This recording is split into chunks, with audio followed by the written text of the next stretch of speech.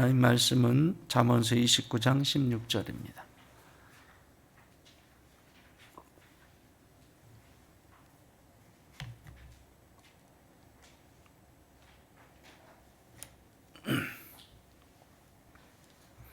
(29장 16절)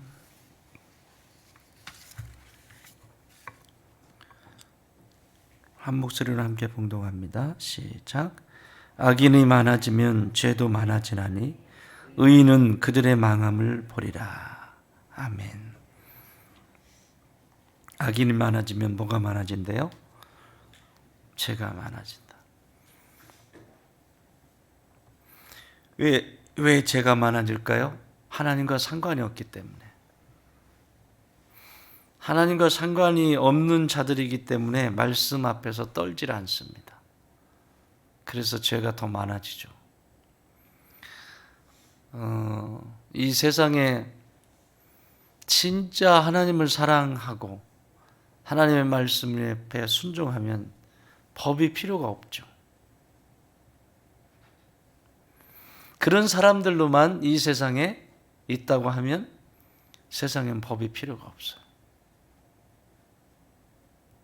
그렇지 않기 때문에 법이라는 게 있게 되죠. 나라가 부강하고 한 나라도 부강하고 힘이 있으면 법전도 더 섬세해지죠.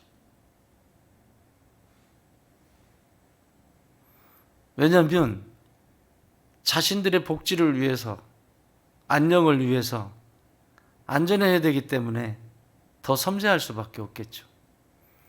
그런데 먹고 살기 바쁘고 목구멍에 지금 풀칠을 해야 되는 상황에 법을 거론하는 그 자체가 힘든 상황일 수도 있죠. 그래서 법이라고 하는 것은 섬세해질 수 있는 시기가 있어요. 그렇게. 이스라엘 백성들에게도 하나님이 어린 시절에 주신 법하고 무리가 돼서 군대가 됐을 때 주신 법하고 다르잖아요. 그죠? 한 사람을 불렀을 때 그게 뭐죠? 점점 좁혀보면 우리는 알 수 있잖아요. 아브라함을 부르셨을 때의 법은 뭐예요? 딱 하나죠. 너 나 사랑하니? 너 나 신뢰하니? 그거면 돼. 간단하죠? 아브라함에게 뭐 대단한 것을 얘기하셨어요, 하나님이. 너 나 믿니? 믿고 따라올 수 있어? 예. 너 나 사랑하니? 예. 그러면 나 따라올 수 있겠네? 예. 그게 법이에요. 근데 사람이 식구들이 늘어나죠. 출애굽을 하잖아요.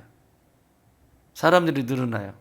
이 한 사람 한 사람 속에 1대1의 개인적인 하나님을 만나야 되는데 그렇지가 않다는 것을 하나님은 아시잖아요. 전부가 다 그러는 것이 이상적인 건데 그렇지 않다는 것을 아시잖아요. 항상 하나님이 법을 주실 때는 말을 잘 들을 때는 이 법이 소용이 없어요. 말을 잘 듣는다면 뭐예요? 하나님 사랑하고 사람을 사랑하고 필요가 없어요. 근데 문제는 진짜 문제가 생겼을 때, 갈등이 생겼을 때 그걸 해결할 수 있도록 주시는 것이 법이었죠. 그래서 사람들이 많아지니까 법조항들이 이제 늘어나기 시작하는 거예요. 자, 이걸 바꿔서 얘기하면 좀 다른 편에서 이야기를 하면 아브라함을 부르셨을 때 너 나 사랑하니? 이게 전부였듯이 오늘 이 시대도 하나님을 사랑하면 사랑하는 사람들만 모여 있으면 법은 필요 없다. 그런데 그렇지 않기 때문에 법이 필요한 것이고, 그걸 또 바꿔 말하면 하나님을 사랑하면 이 죄가 늘어날까요? 늘어나지 않을까요? 드러날 수가 없죠. 근데 하나님을 사랑하지 않기 때문에, 악인들이기 때문에, 하나님과 상관없기 때문에, 말씀 앞에 떨지 않기 때문에 점점 죄는 더해간다는 것이죠. 자, 이것이 개인에게도 마찬가지입니다. 개인에게도 가져오면, 내가 하나님을 사랑하면 무엇을 지키고 안 지키고, 내가 주일 성수를 하고 안 하고, 내가 그래도 헌금을 하고 안 하고, 내가 교회 봉사를 하고 안 하고, 이런 차원의 문제가 아니라 가장 근본적인 것을 물어야 된다는 거죠. 너 하나님 사랑하니? 자기 스스로에게. 진짜 사랑하면 이 죄와 상관이 없이 살아가겠죠. 여기서 말하는 죄는 삶의 자리에서 계속 만들어내는, 삶의 자리에서 만들어내는 것들.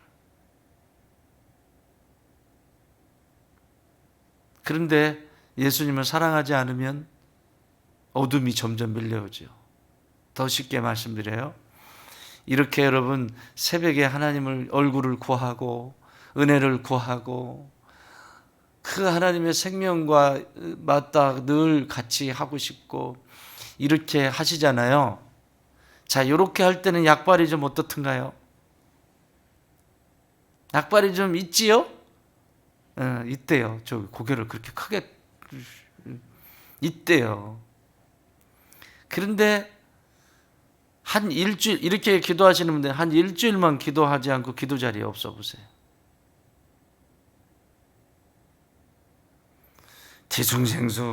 뒤숭생숭해지고 왜 이렇게 죄가 단지.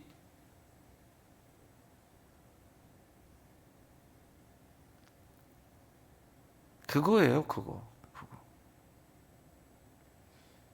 그래서 그냥 가르쳐 주지 않아도 죄 짓는 거예요. 죄는 배울 필요가 없어요. 아시죠? 죄는 배울 필요가 없어요. 그냥 그대로 놔두면 저절로 죄는 배울 필요가 없다니까. 저절로 열매를 맺는다니까. 지가 무슨 시냇가에 심은 나무야? 저절로 열매를 맺는다니까요. 그냥 놔두면, 예수님과 상관없이 살면 저절로 맺는 거라고. 그러니까 이게 얼마나 위험한 말이에요. 그러니까 우리가 하나님의 말씀을 가까이 하지 않고 교회를 섬긴다는 거, 기도하지 않고 사역을 감당한다는 거, 이건 무서운 일인 거예요. 무서운 일인 거예요. 왜? 거긴 죄가 득실득실하니까. 그래서 선한 열매를 맺을 수 없겠죠.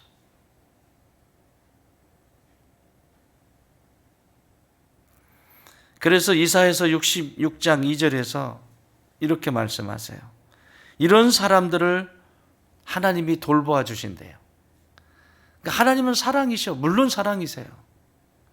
그런데 죄를 밥 먹듯이 퍼먹는데 하나님의 근심이지. 그건 사랑 중에서도 아주 무슨 사랑이라 그래, 그거. 근심이야, 근심. 계속. 근데 가까이에서 나를 도와주시고 계속해서 지혜를 주시고 인생의 그 삶의 영적인 행복을 알게 하시고 그렇게 돌봐주시는 은혜, 그 은혜를 주는 존재를 이렇게 설명하고 있어요. 이사야서 66장 2절, 나 여호와가 말하노라, 내 손이 이 모든 것을 지었으므로 그들이 생겼느니라. 하나님께로부터 나왔다는 거죠. 무릇 마음이 가난하고 심령에 통회하며 내 말을 듣고 떠는 자, 그 사람은 내가 돌볼 것이다.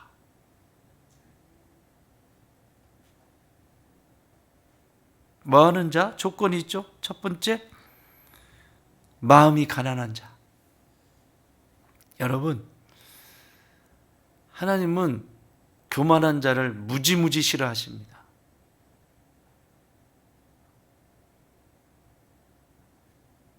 마음이 가난하다라고 하는 것은 겸손하다라고 하는 거거든요. 온유하다라고 하는 거거든요.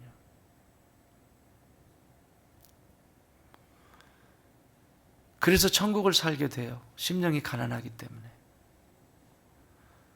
그것이 아닌 그 자체가 지옥이에요. 뭐 죽어서 지옥 간다. 예, 가지요. 가는데 이 땅에서도 지옥을 사는 사람이 누구냐면 교만한 사람이에요.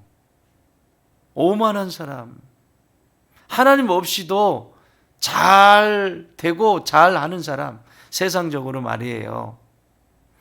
하나님 없이도 지혜롭고 똑똑해. 하나님 없이도 아주 잘해요.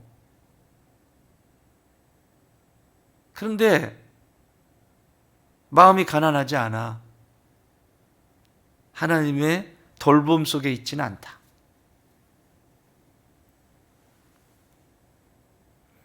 하나님의 돌봄 안에 있는 사람은 마음이 가난한 사람입니다. 오늘도 하나님이 말씀하시면 그 말씀 때문에 그 말씀이 들어오면 내 모든 마음의 자리를 다 내어드리고 내가 주장했던 것들 내어드리고 살아가지요. 그런 사람이 천국을 살죠. 근데 반대로 하면 어려움인 거예요. 두 번째 조건은 심령에 통해할 줄 아는 사람. 심령이 통해할 줄 아는 사람. 회개할 줄을 몰라. 알아 자기도. 이게 얼마나 타인에게 힘들게 하는 일이고 하나님 앞에 얼마나 힘들게 하는 일인지를 알아. 통해할 줄을 몰라. 항상 하나님을 이야기할 때는 하나님을 이야기할 때는 항상 사람이 연결되어 있어야 돼요. 나는 하나님을 무지무지 사랑해. 나는 직통계시를 받는다. 직통계시를 받는지 우등고속을 타고 다니는지는 모르겠지만 언제나 하나님을 사랑한다라고 할 때는 사람 사랑도 같이 붙어 있습니다. 사람을 사랑하세요? 하나님 사랑 같이 붙어 있어요. 그건 떨어지는 것이 아니에요. 사랑하면 이 두 가지가 같이 붙어 있는 거라고. 나는 하나님을 사랑해. 목사님이 아무리 이야기해도 나는 하나님 사랑해요. 그런데 사람은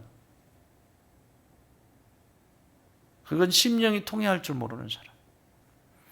그래서 언제나 사랑하면 하나님 사랑하면 거기에 사람이 같이 있다는 걸 꼭 기억하세요. 그래야 온전한 사랑이 이루어지는 거예요. 하나님을 사랑한다고 목소리까지 걸걸걸 대고 막 기도를 수천 시간 해가지고 막 목소리가 터져라 하는데 사람을 우습게 여기고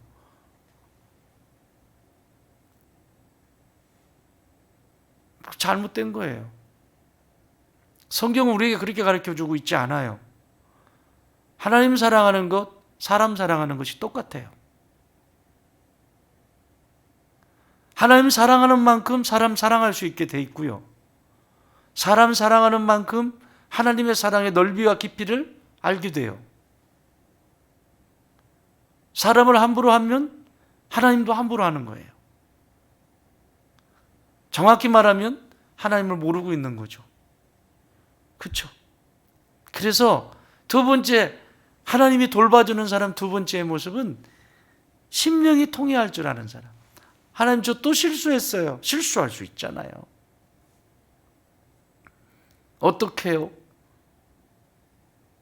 도와주세요.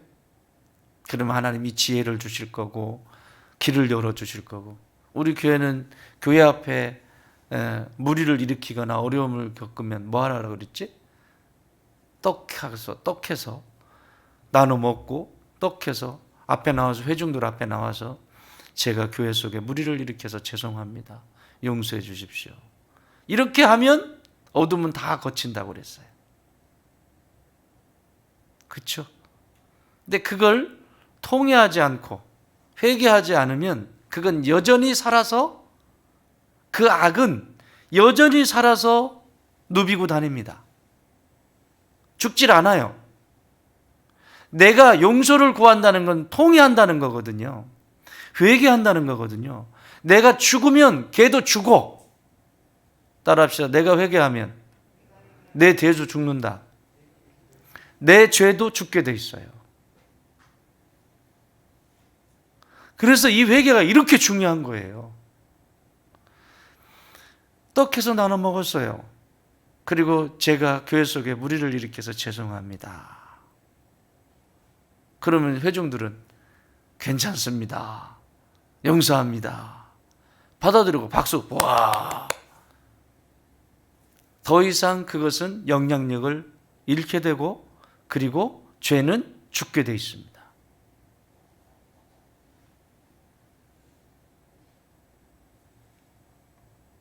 개인과 개인이 문제가 있어. 어떻게 하라고 그랬죠? 추어탕집 새로 생겨서 맛있어. 내가 조금 올릴게, 조금. 응? 옛날에 뭐라 그랬지? 뭐 먹으라 그랬지, 내가? 에? 칼국수 먹으라 그랬어. 칼국수는 김태우 집사님한테 해당이 되는.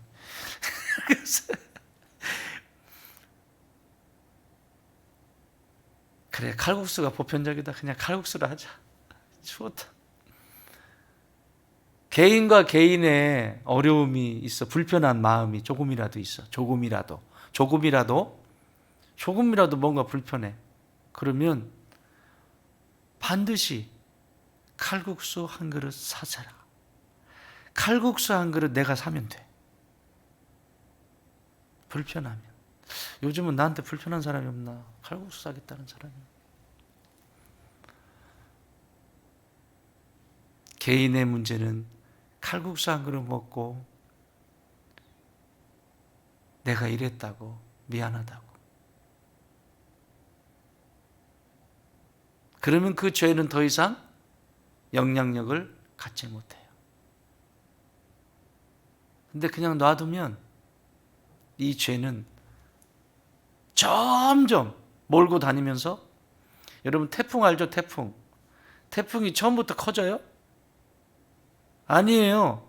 이 구름 뭉치고 저 구름 뭉치고 북쪽에 있는 구름 뭉치고 구름을 뭉쳐서 점점 덩어리가 막 이렇게 막 자이언트가 되죠. 그래서 태풍이 되는 거예요. 태풍의 눈이 선명하면 더 센 거지. 그렇죠? 이 어마어마한 태풍이 나오기까지 이걸 몰고 다니는 거예요. 몰고 다니면서 여기 뭉치고 여기 뭉치고 여기 뭉치고, 그래서 이 거대한 태풍이 되는 거예요. 영적인 질서도 똑같습니다. 칼국수 한 그릇 사면 끝날 것을, 칼국수 한 그릇 먹으면 끝날 것을 왜 그냥 두고 통회할 줄 모르고 회개할 줄 모르고, 그래서 걷잡을 수 없는, 그래서 교회가 힘들어지죠.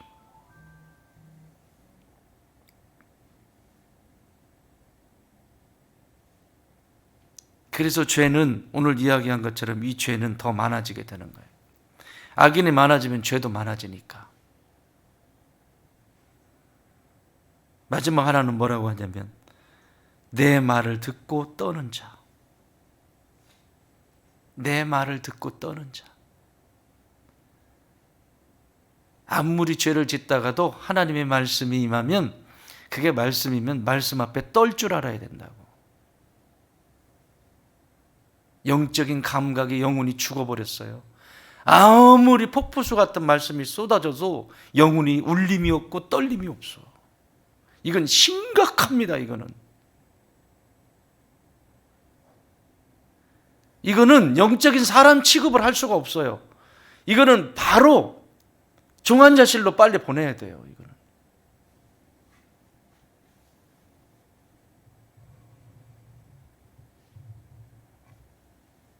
이게 눈에 보이지 않는 영적인 세계이기 때문에, 이게 사람은 멀쩡하잖아요. 살아갈 때 보면 무서운 일입니다. 하나님의 말씀 앞에서 말씀 앞에 떠는 그 사람을 하나님은 돌봐 주신다는 거예요. 하나님은 나를 돌봐주신다. 회개하지 않았는데 뭘 돌봐줘요 지금. 거기서 나와야지. 돼지 우리에서 나와야 어떻게 씻어주든지 어떻게 하지. 내 손이 짧아서 너희를 구원하지 못하는 게 아니다. 너와 나 사이에 그 죄가 갈라놓아서 내가 손을 넣을 수도, 그 죄 가운데 내가 손을 넣을 수가 없어. 네가 그것을 찍고 거기서 나와야 그게 회개거든요. 나와야 내가 씻어주지. 돼지우리에서 나와야 내가 너에게 씻고 가락지를 껴주지. 그래서 성도에게 가장 중요한 시간이 회개라니까요. 아름다운 순간도 회개고, 자기를 인정하지 않는 상태는 하나님의 돌봄을 경험할 수가 없어요. 세 가지 꼭 기억하세요. 첫 번째, 마음이 가난한 사람. 가난한 마음을 가진 사람, 하나님이 돌봐주신다. 이 사람들을 통해서는 죄가 늘어나는 것이 아니라 의인이잖아요. 의인의 삶을 살잖아요. 죄가 사라지기 시작하겠죠. 그냥 놓아두면 안 돼요. 그 죄는 그냥 놓아두면 계속 살아서 막 빨리 그것을 죽여야 돼요.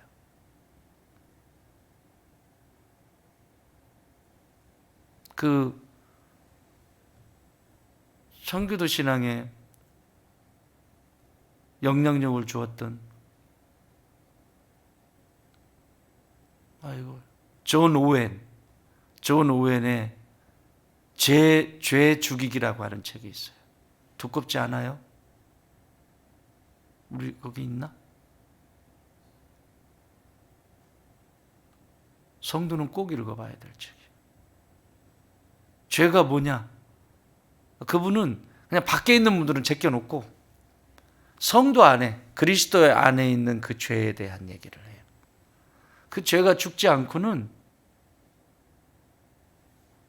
감당할 수가 없어요, 사명을. 죄 죽이기, 앵무새 죽이기가 아니고 죄 죽이기.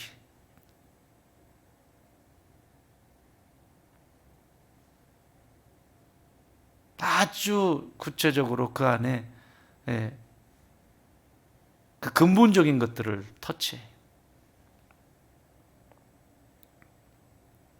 마음이 가난해야 되고, 두 번째는 심령이 통해 회개할 줄 알아야 되고,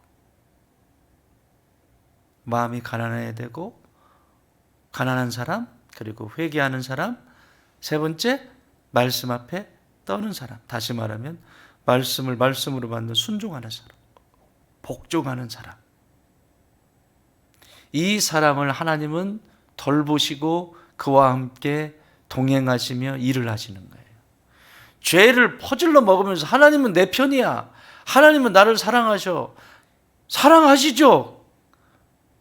그걸 뭐라고, 무슨 사랑을 하지? 세상에서는 끝사랑? 하나님은 여전히 사랑하시죠, 나를. 근데 근심하신다고. 같이 있을 수가 없어.